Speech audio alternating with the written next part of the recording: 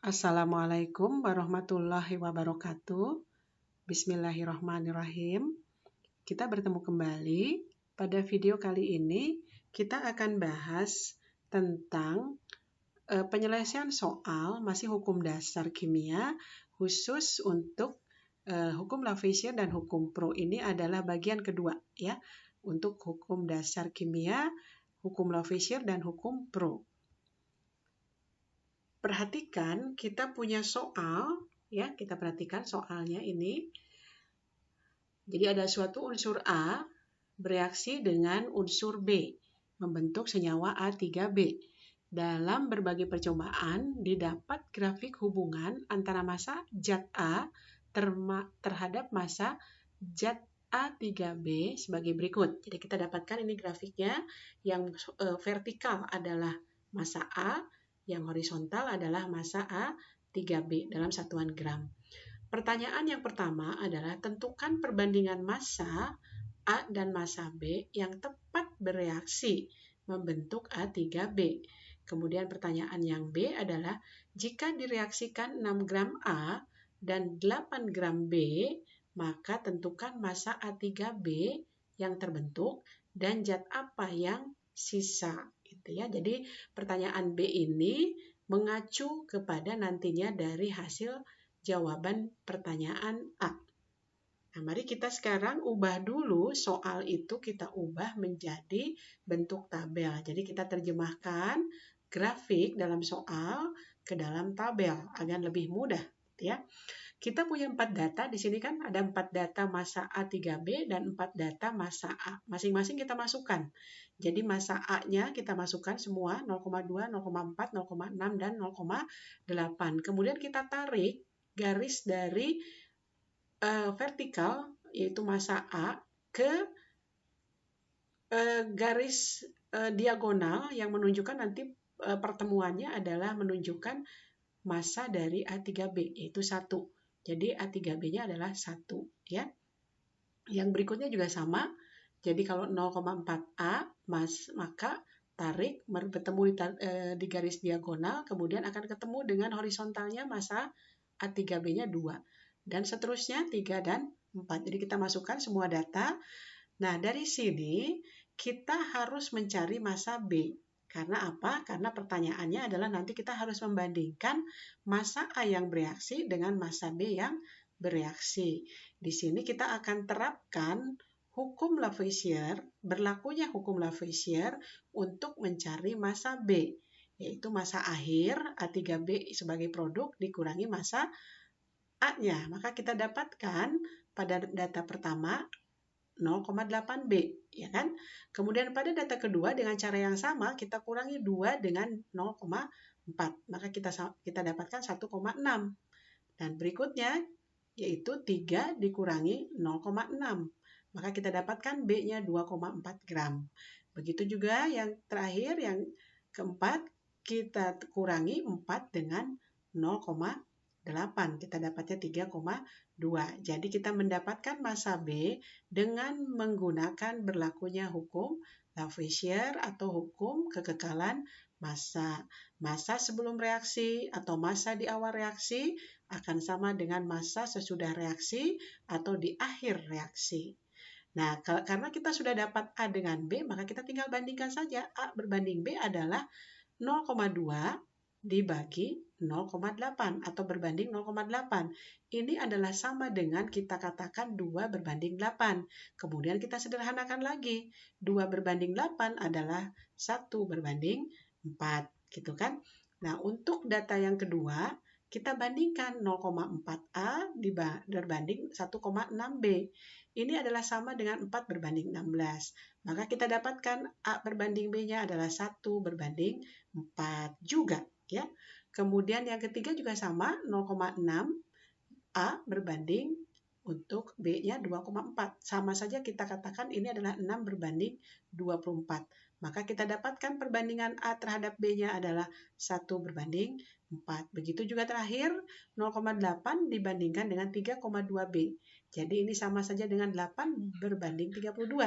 Atau kita katakan perbandingan A dan B-nya adalah 1 berbanding 4. Jadi kita lihat di sini bahwa perbandingan A dan B dalam reaksi itu adalah tetap. Nah, ini adalah menunjukkan berlakunya hukum Pro atau hukum perbandingan tetap, bahwa zat-zat yang bereaksi membentuk suatu senyawa akan berbanding dengan perbandingan yang tetap.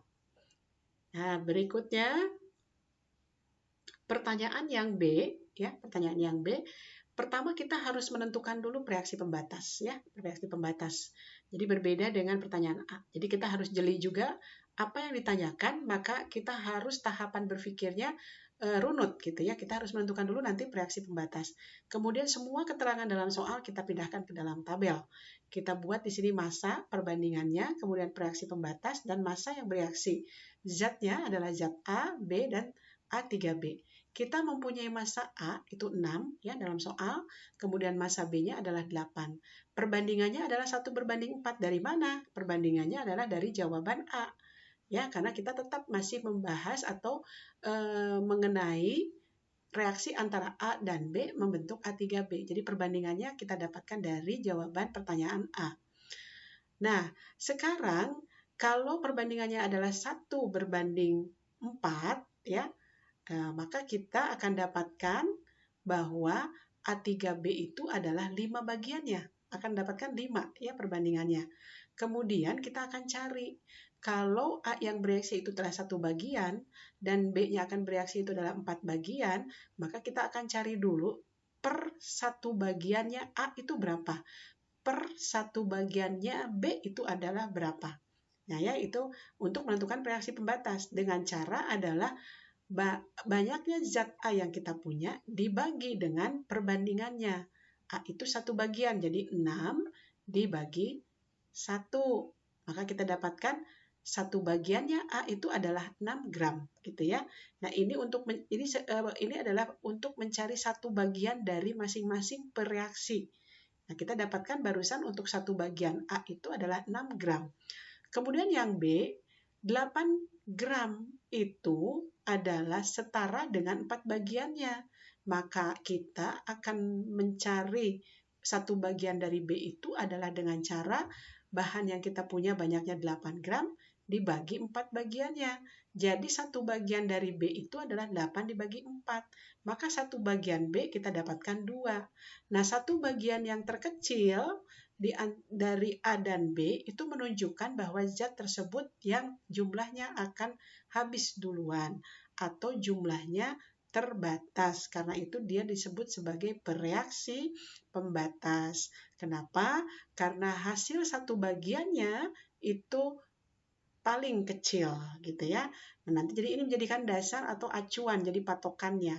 Nah, karena B itu sebagai reaksi pembatas dan B itu nanti akan habis jumlahnya 8 gram, maka B yang akan bereaksi adalah 8 gram karena 8 gram itu adalah 4 bagian dikali 1 bagian yang akan bereaksi gitu ya. Nah, jadi 4 dikali 2. Nah, sekarang untuk yang A itu adalah 1 bagian. 1 bagiannya dari mana? Dari hasil 1 bagian terkecil. Tadi adalah 2, jadi 1 dikali 2 itu adalah A yang akan bereaksi. Jadi A itu 2 gram yang akan bereaksi ya. Nah, kemudian B-nya karena jumlah ini akan habis, maka jumlah B yang bereaksi adalah 8 atau sama saja dengan 1 bagiannya B dikali pembandingnya 4. Berarti 4 dikali 2 adalah 8. Kemudian untuk mencari A3B, kita gunakan berlakunya hukum Lavoisier. Massa A dan B awal sebelum reaksi harus sama dengan massa A3B akhir reaksi. Jadi jumlahnya adalah 10 gitu. Atau dengan cara lain, yaitu cara kedua adalah karena A3B itu nanti adalah 5 bagiannya, sementara 1 bagian yang terkecil adalah 2, maka A3B yang terbentuk adalah 5 dikali 2. Hasilnya juga sama, 10. Jadi apapun caranya ya, boleh yang berlakunya hukum Lavoisier atau berlakunya hukum Pro dengan mengalihkan pembandingnya dengan hasil 1 bagiannya gitu ya. Nah, jadi akan mendapatkan jumlah yang sama. Nah, berikutnya, ini adalah soal kedua. Kita lihat perbandingan massa besi Fe dengan massa belerang S dalam membentuk senyawa FeS adalah 7 berbanding 4. Jadi 7 bagian Fe bereaksi dengan 4 bagian S. Di sini kita belum tahu satu bagiannya mana ya, berapa. Kemudian jika kita punya 1,4 gram besi direaksikan dengan 1 gram belerang, tentukan massa zat reaksi yang bersisa. Reaksinya adalah Fe dengan S. Kemudian tentukan juga massa FeS, artinya produk yang dihasilkan ya. Nah, kita masukkan semua data ke dalam tabel. Kita buat sebagai dalam bentuk tabel agar lebih mudah difahami. Di sini kita tentu akan harus mencari reaksi pembatas ya. Jadi datanya adalah kita punya 1,4 gram Fe dan 1 gram S. Perbandingan Fe terhadap S adalah 7 bagian berbanding 4. Nah, kita yang ditanyakan adalah berapa massa FeS dan berapa reaksi yang bersisa, gitu kan? Nah, kemudian FeS itu nanti adalah akan menjadi 11 bagian. Ya. Nah, kemudian kita cari reaksi pembatas, kita ini akan mencari satu bagiannya dari masing-masing bereaksi atau masing-masing zat. Nah, kalau Fe yang bereaksi itu adalah 7 bagian dan kita punyanya 1,4 gram, maka satu bagiannya dari yang kita punya adalah 1,4 dibagi 7. Gitu ya. Jadi kita dapatnya 0,2. Nah, ini adalah satu bagiannya dari pembagian Fe. Tadi ya jumlahnya dibagi perbandingannya. Kemudian kalau untuk S kita punya 1 gram dan S itu yang akan bereaksi adalah 4 bagian, maka untuk mencari satu bagiannya S adalah jumlah S yang kita punya dibagi perbandingannya. 1 dibagi 4. Jadi kita dapatkan 0,25. Nah, hasil ini ternyata yang terkecil adalah satu bagiannya dari Fe. Maka itu Fe merupakan reaksi yang jumlahnya terbatas. Atau Fe adalah zat yang nanti akan habis duluan dalam reaksi tersebut. Ya, karena dia hasil satu bagiannya kita dapatkan paling kecil dibandingkan S. Karena itu kita akan dapatkan massa Fe yang bereaksi adalah sebanyak 1,4 karena Fe akan habis. Jadi yang kita punya 1,4 maka jumlah itu juga yang akan sebanyak itu juga yang bereaksi ya 1,4. Atau caranya adalah dengan cara tadi satu bagiannya ini yang paling kecil, hasil yang terkecil dari satu bagiannya dikali perbandingannya 7 berbanding 4 karena Fe itu 7 berarti 0,2 dikali 7 sama hasilnya 1,4 karena itu Fe kan akan habis. Awal dengan yang bereaksinya jumlahnya sama maka dia akan habis. Kemudian untuk S perbandingannya adalah 4. Jadi untuk S berapa yang akan bereaksi? Yaitu 0,2 sebagai satu bagian yang terkecil tadi ya atau reaksi pembatas dikali 4. Ya, 4 itu adalah perbandingan S yang akan bereaksi. Jadi S yang akan bereaksi adalah 0,2 dikali 4, hasilnya 0,8. Dan dengan mudah, dengan menggunakan hukum Lavoisier, kita akan mendapatkan berapa jumlah FeS yang terbentuk, yaitu 1,4 ditambah 0,8. Jadi hasilnya adalah 2,2 atau juga dengan cara menerapkan atau menggunakan hukum Pro. Perbandingannya FeS itu adalah 11, kemudian 0,2 adalah satu bagian terkecil. Jadi 0,2 dikali 11 adalah 2,2. Jadi sama saja, mau cara 1 atau cara 2 ya. Kemudian kita akan lihat zat mana yang bersisa.